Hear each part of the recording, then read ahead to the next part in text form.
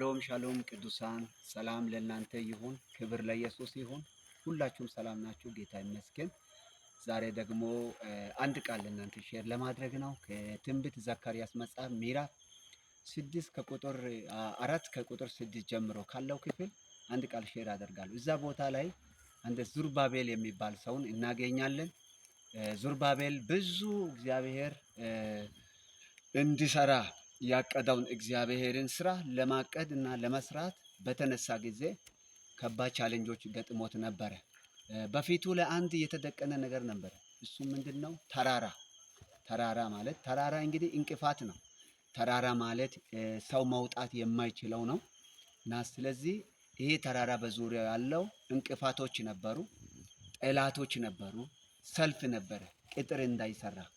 ስለዚህ እግዚአብሔር መጣና ወደ ዙርባቤል መጣና ዙርባቤል ሆይ አንተ በራሴ ብርታትና ኃይል ሳይሆን በመንፈሴ ታደርጋለህ ብሏል።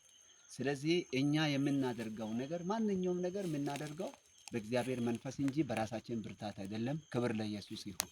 ሌላው ደግሞ እግዚአብሔር መጣና ለተራራ ተናገረ፣ ቃል አወጣ። እግዚአብሔር አንተ ተራራ በልጄ በዙርባቤል ፊት የቆመ አንተ ምንድን ነህ አለው። ከዚህ ሰዓት ጀምሮ ደልዳላ ሜዳ ትሆናለህ ብሏል። ስለዚህ ዛሬ አንድ ቃል ሼር አደርጋለሁ። በእናንተ ፊት የቆመ ማንኛውም ተራራ፣ የበሽታ ተራራ፣ የችግር ተራራ፣ የጭንቀት ተራራ፣ የሀዘን ተራራ፣ የበሽታ ተራራ፣ የተኛውም አይነት ተራራ ከዚህ ሰዓት ጀምሮ በኢየሱስም ደልዳላ ሜዳ ይሁን፣ በኢየሱስ ክርስቶስም የወደቀ ይሁን።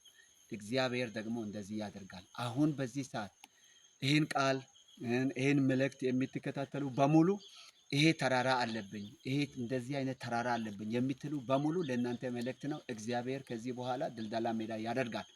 እንድትሄዱ፣ እንድትባረኩ፣ እንድትሰፉ፣ እንዲከናወንላችሁ እግዚአብሔር በፊታችሁ እንቅፋት ሆኖ የቆየውን ማንኛውም ተራራ ከዚህ በኋላ ደልዳላ ያደርጋል።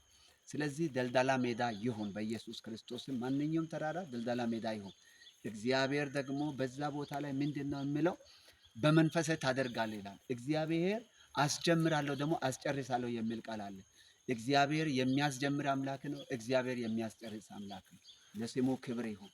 ስለዚህ እግዚአብሔር ከዚህ በኋላ የጀመራችሁት ነገር የተኛውም አይነት ፕሮጀክት፣ አገልግሎት ሊሆን ይችላል፣ የተኛውም አይነት ሁኔታ ሊሆን ይችላል። እግዚአብሔር ያስጀመረው ነገር ከዚህ በኋላ እግዚአብሔር በሕይወታችሁ ላይ በኢየሱስም ፍጻሜን ይሰጣል፣ ያስጨርሳችኋል። እግዚአብሔር በኢየሱስም ትጨርሳላችሁ። ማንኛውም ነገር የጀመራችሁ በእግዚአብሔር ፊት ይሄን የጀመራችሁ እግዚአብሔርን አስቀድማችሁ የጀመራችሁ ልክ ዙርባቤል ቅጥሩን እንደጀመረ እናንተም የጀመራችሁ ነገር ምንድነው? እግዚአብሔር ያስጨርሳችኋል። እግዚአብሔር ድልን ይሰጣችኋል። እግዚአብሔር ስኬትን ይሰጣችኋል። ስለዚህ አሁን ጸልያለሁ ለእናንተ ከዚህ በኋላ በእናንተ ፊት ያለው የተኛውም እንቅፋት በኢየሱስም የተነሳ ይሁን።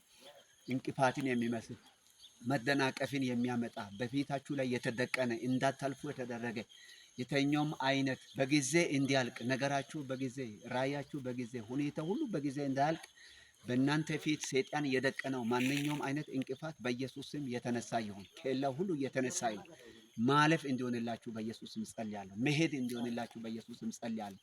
ይሄ ተራራ እንዲነሳ በኢየሱስም ጸልያለሁ። የእግዚአብሔር ክብር የእግዚአብሔር ኃይል በሕይወታችሁ ላይ ይገለጥ።